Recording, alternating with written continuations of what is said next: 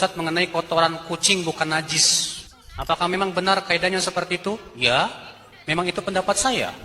Kalau antum berkata, apa dasarnya Ustadz? Dasarnya hadis Nabi SAW bersabda tentang kucing. Innaha laisat binajasin, innama hiya minat tawafina alaikum.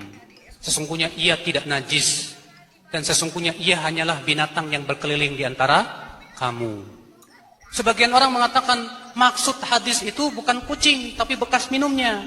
Pak, bekas minum bahasa Arab itu su'ur, itu mudzakkar. Kalau itu kembalinya kepada bekas minum harusnya innahu, bukan innaha. Tapi Nabi mengatakan innaha, ha. Kembali kepada apa? Hirrah, kucing. Nabi mengatakan kucing tidak najis. Hadis ini umum tidak? Umum tidak? Umum. Ada ustadz yang pernah membantah saya lewat pribadi aja. Ustadz, antum berdalil dengan hadis tersebut, kucing tidak najis, untuk mengatakan kotorannya tidak najis. Bagaimana hadis ini? Mukmin tidak najis. Apakah berarti kotoran mukmin tidak najis? Masya Allah ustadz, kalau hadis itu ada dalil yang mengkhususkan ijma dan sunnah. Sedangkan hadis kucing, saya minta dalil yang mengkhususkan. Ada? Tidak bisa jawab. Yang kedua, ada orang bertanya, Ustadz ikut madhab siapa? Yang berpendapat tentang ini banyak dari ulama, Pak. Imam Bukhari, Ismail bin Ulayya, demikian pula banyak dari kalangan tabi'in, menyatakan bahwa itu tidak najis. Khilaf para ulama. Ini bukan masalah ijma. Masalahnya mereka yang mengatakan kencing kucing najis, mana dalilnya? Mana dalilnya? Kembali, mana dalilnya? Kalau dikatakan dalilnya, dikiaskan kepada keledai. Dikiaskan kepada apa? Keledai. Karena kotoran keledai itu najis. Keledai itu binatang yang tidak dimakan dagingnya. Berarti kucing pun binatang yang tidak dimakan apa? Dagingnya. Saya jawab, kias itu termasuk mafhum. Sedangkan hadis ini mantuk. Dan kaidah usul mengatakan apa? Mantuk lebih dahulukan daripada mafhum. Makanya saya selalu bilang, tolong bawakan kepada saya dalil yang kuat supaya saya bisa merujuk pendapat saya. Yang ada cuma celaan, ledekan, bulian. Imam Malik mengatakan anjing itu nggak najis. Imam Malik mengatakan apa? Anjing tidak najis, air liur dan kotorannya. Nggak najis kata Imam Malik. Adapun hadis yang mengatakan dicuci bejana yang dijilat oleh anjing itu 7 kali. Yang pertama dengan tanah, yang terakhir dengan 7 kalinya dengan air. Kata Imam Malik apa? Itu bukan karena kenajisan anjing, tapi itu ibadah yang bersifat mahdoh, yang kita tidak ketahui maknanya apa. Bayangkan Pak, kalau saya berpendapat dengan Imam Malik, saya tambah dibully nih Pak. Kucing aja saya dibully, apalagi anjing. Coba bayangkan. Masalahnya, banyak orang dari kecil taunya itu najis. Pas mendengar ada orang mengatakan tidak najis, aneh gitu kan. Padahal ini masalah khilafiyah, ijtihadiyah di antara para ulama. Masih, kalau Anda mengatakan, tapi menurut saya yang rojih najis. Jadi menurut Anda, orang lain nggak boleh merojihkan begitu. Harus mengikuti tarjihnya Anda. Anda Nabi.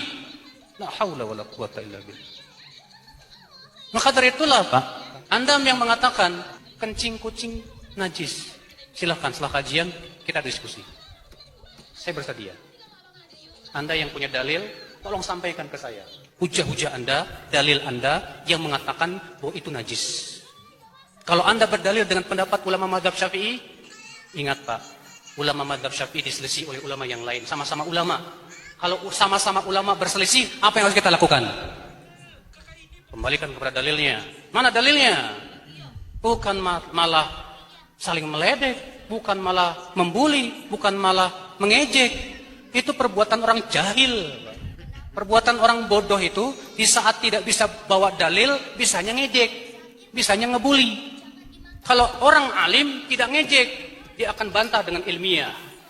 Maka saya suka kalau ada yang membantah secara ilmiah, saya dapat faidah. Tapi kalau ngebantah dengan ngeledek, ngejek, nggak perlu dibantah. Karena itu menunjukkan kebodohan, saudaraku sekalian. Benarkah kencing kucing tidak najis? Kencing kucing dan kotoran kucing adalah najis menurut mayoritas ulama. pendapat terkuat, meskipun tubuh, air liur, dan jilatan kucing dianggap suci karena sering berinteraksi dengan manusia, namun kotoran dan urin kucing tetap dihukumi sebagai najis mutawasito, sedang yang wajib dibersihkan jika mengenai pakaian atau tempat sholat. Berikut poin penting mengenai hukum kencing kucing. Kucing itu suci, tapi kotorannya najis. Kucing adalah hewan bersih, tidak najis badannya, namun kencing, kotoran, darah, dan muntahannya tetap najis. Cara mencucikan: jika terkena kencing kucing, wujud najisnya, warna, bau, rasa harus dihilangkan terlebih dahulu, kemudian disiram air bersih. Jika kering, meski sudah kering, tempat yang terkena tetap najis. Jika bekasnya masih terasa bau, warna, dan rasa. Keraguan: jika ragu terkena kencing atau tidak ada bukti fisik, maka tempat tersebut dihukumi suci. Kucing merupakan salah satu hewan jinak yang banyak dipelihara karena kelucuannya. Menurut mayoritas ulama, kucing termasuk hewan yang suci, sehingga boleh dipelihara, dimiliki, dan dikuasai. Di antara dalil yang menunjukkan kesucian kucing adalah hadis Rasulullah Shallallahu Alaihi Wasallam bersabda, sesungguhnya Rasulullah bersabda, kucing itu tidak najis. Ia termasuk hewan yang biasa berkeliling di sekitar kalian. Meskipun kucing bukan termasuk hewan yang najis, namun air kencingnya dihukumi najis. Sebagaimana kotoran hewan lain yang tidak halal dimakan dagingnya. Bahkan menurut Imam Ad-Damiri, hal itu adalah ijma, yang artinya air kencing hewan yang tidak halal dimakan dagingnya adalah najis berdasarkan ijma. At-Tirmidzi. Cara mensucikan najis dan syarat-syaratnya. Hukum membasuh najis adalah wajib, namun kewajiban ini tidak harus dilakukan segera, melainkan ketika seorang hendak melaksanakan sholat dan dibatasi oleh waktu sholat. Oleh karena itu, kewajiban tersebut menjadi bersifat mendesak apabila waktu sholat yang tersisa sudah sempit.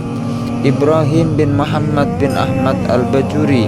Adapun tata cara menyucikan najis mutawasito, kencing dan kotoran hewan adalah sebagai berikut. Apabila najisnya tampak secara kasat mata, maka penyuciannya diawali dengan menghilangkan najis tersebut beserta sifat-sifatnya, yaitu rasa, warna, dan baunya. Setelah itu barulah dibasuh dengan air dengan cara mengalirkannya ke bagian yang terkena najis.